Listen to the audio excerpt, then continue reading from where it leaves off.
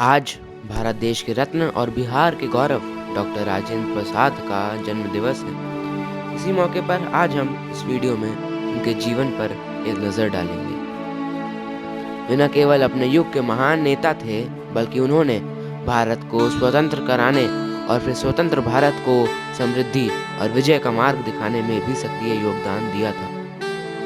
Doctor Rajendra Prasad इसलिए महान नहीं थे कि उन्होंने स्वतंत्र भारत के प्रथम राष्ट्रपति का पद प्राप्त किया, बल्कि वास्तव में उन्होंने इस पद को ग्रहण करके इस पद को ही महान बना दिया।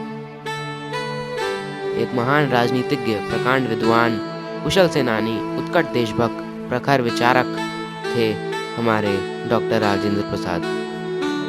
उन्होंने अपनी सादगी से, अपनी अहंकार शून्यता से उन्होंने अपना स्थान भारत की ऋषि परंपरा में बना लिया था। उनकी मृत्यु के पश्चात बिजनौर से सांसद प्रकाश वीर शास्त्री कहते हैं, राजेंद्र बाबू के देहावसान से ऐसा प्रतीत होता है कि द्वापर का कोई ऋषि, उपनिषद काल का, जो कलयुग में जन्म लेकर आया था, आज हमारे मध्य में नहीं रहा। उनकी उच्चता, उनकी गंभीरता और उनकी दूरदर्शिता सबसे ही आज ये देश वंचित हो गया है। डॉक्टर राजेंद्र प्रसाद के निधन से भारत ही नहीं, अपितु भारतीय संस्कृति की भी महान क्षति हुई है।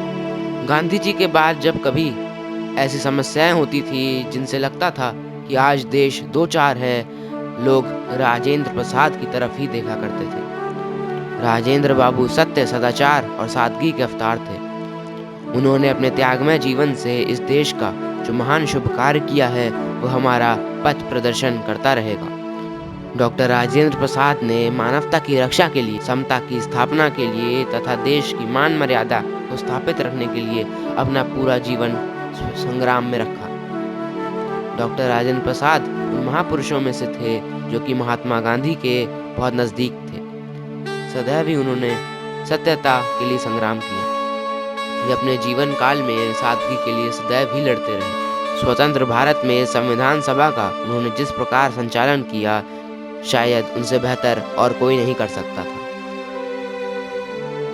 जो कुछ भारतीय हैं, भारतीय धर्म, भारतीय संस्कृति, भारतीय न्याय, भारतीय साहित्य, भारतीय भाषाएं, उस सब के वे मूर्तिमंत प्रतीक थे। गांधी जी के बाद गांधी जी के मार्ग के लिए लोग राजेंद्र प्रसाद की ओर देखा करते थे।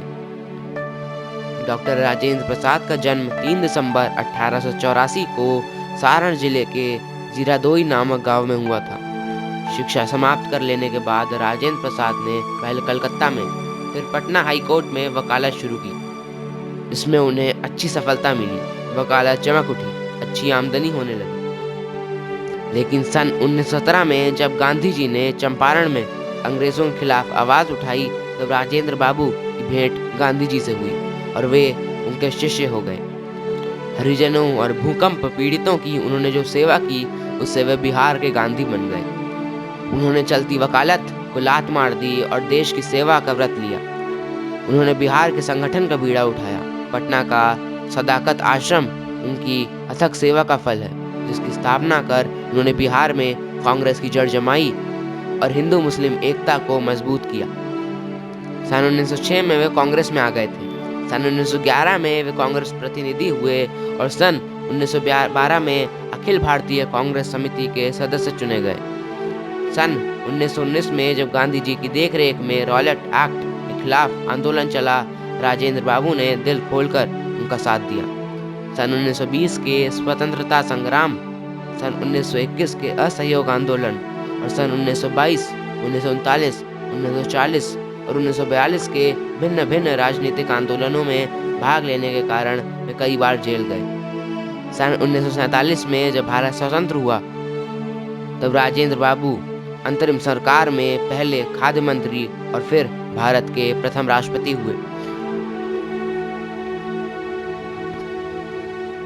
28 फरवरी 1963 को उन्होंने पटना में अपनी आखिरी सांस ली।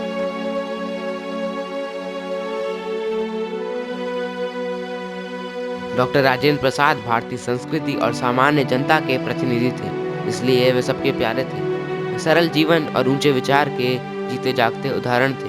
उन्होंने जीवन भर भारतीय पोशाक पहनी, विदेशी वस्त्र कभी नहीं पहने। सादगी और सच्चाई के वे अवतार थे। उनका अंदर और बाहर का जीवन एक समान था। वे गांधी जी के अनुयायियों में प्रथम थे। डॉक्टर राजेंद्र प्रसाद जी को सन 1962 में भारत रत्न से विभूषित किया गया, किंतु इससे पहले देश की जनता ने उन्हें देश रत्न कहना आरंभ कर दिया था। उनके कार्यों और व्यवहार से प्रभावित होकर सरोजिनी नायडू ने कहा था, उनके जीवन की कहानी सोने की कलम मधु में डुबाकर लिखनी होगी। इसी के साथ इस वीडियो में इतना ही। जय हिंद, जय भारत।